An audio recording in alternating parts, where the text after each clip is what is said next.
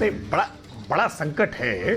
रेवंता रेड्डी की अभी नई नई सरकार बनी है तेलंगाना में, और तेलंगाना की रेवंता रेड्डी की सरकार ने तबलीगी जमात के लिए भी 1 करोड़ रुपए खर्चने का काम किया है। अब ये करते समय सेकुलरिज्म के ढांचे पर कोई चोट नहीं आती है। इस देश में प्रधानमंत्री निवास के भीतर रोजा इफ्तार की बड़ी बड़ी दावतें कराने में कोई सेकुलरिज्म के ढांचे पर, कोई सेकुलर होने पर कोई आपत्ति नहीं आती है। लेकिन प्रधानमंत्री अगर गंगा जी की आरती करने चले जाएं, अगर प्रधानमंत्री मंदिर दर्शन करने के लिए चले जाएं, तो बहुत इनको कष्ट होने लगता है, बड़ी पीड़ा होने लगती है। अरे पहले देश को समझिए, देश के मर्म को समझिए, देश के रीति रिवाज परंपराओं को समझिए, और समझेंगे तो कोई आपत्ति व्यक्त नहीं करेंगे। मैं तो कह रहा हूं देश के संविधान की मूल प्रति को एक बार जाकर के विजिट कर लीजिए, देखिए ना संविधान की मूल प्रति। उस मूल प्रति पर चित्र अंकित है मर्यादा पुरुषोत्तम भगवान श्री राम का, वो जो किस प्रकार से वनवास से लौट करके जब आ रहे हैं, तो वो चित्र इसी भारत के संविधान के मूल प्रति में अंकित है, और भारत के संविधान की मूल प्रति पर भगवान कृष्ण भी अंकित है। तो जो लोग संविधान से बार बात करते हैं ना, उनको संविधान को देखना चाहिए, संविधान को पढ़ना चाहिए। भारत के कण कण में यह आध्यात्मिकता बसी हुई है, ये हमारी चेतना का, हमारी ऊर्जा का केंद्र बिंदु है। इसलिए निश्चित तौर पर जाना चाहिए। सरकार को सारी व्यवस्थाएं श्रद्धालुओं के लिए करनी चाहिए। जब ये तबलीगी जमात की इज्तिमा होगी, उसके लिए व्यवस्थाएं बनाएंगे तो कोई आपत्ति नहीं होगी। देखिए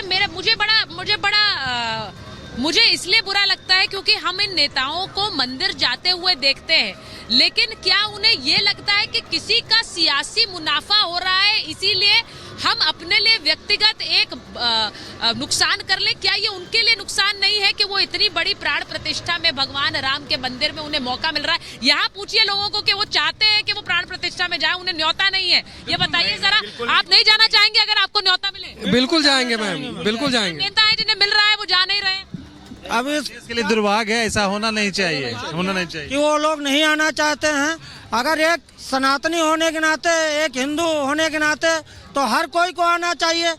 इसमें तो कोई नहीं है, थोड़ी है राम व्यक्तिगत थोड़ी है। राम तो भी समय था, अगर वो किए होते, अगर राम मंदिर का निर्माण करते, अगर वो बनाते, तो भी हम लोग आते। मुझे जरा बताइए, व्यक्तिगत रूप से आपको मिले न्योता तो जाना नहीं चाहेंगे क्या? सबसे पहली बात, मैं भगवान श्री कृष्ण की नगरी से आया और आज भगवान के राम के दर्शन में गया मैं, तो मुझे देख करके बहुत तकलीफ हुई कि भगवान राम को इन्होंने कितना दिन तक कष्ट में रखा होगा, कितने दिन तक भगवान राम ने कष्ट हमारा झेला है। और कल मैं भगवान शिव की नगरी जा रहा हूँ, तो जो कि एक बहुत अच्छी बात है। आप तो तीर्थ यात्रा पर निकले। जी बिल्कुल बिल्कुल। और मैं एक बात और बोलना चाहता हूँ, अयोध्या से काशी जी, और एक बात मैं और बोलना चाहता हूँ कि विपक्ष का अगर यही हाल रहा तो कल का दिन मतलब भगवान राम तो हर हाल में रहेंगे, लेकिन विपक्ष का नाम नहीं रहेगा। ये जो बात कह रहे हैं, वो कह रहे हैं विपक्ष का नाम नहीं रहेगा। मैं एक बार इसी बात पर एक मिनट जिज्ञासु जी आपसे पूछ रही हूँ। आपने सुना लोग कह रहे हैं भगवान राम तो रहेंगे, विपक्ष का नाम नहीं रहेगा।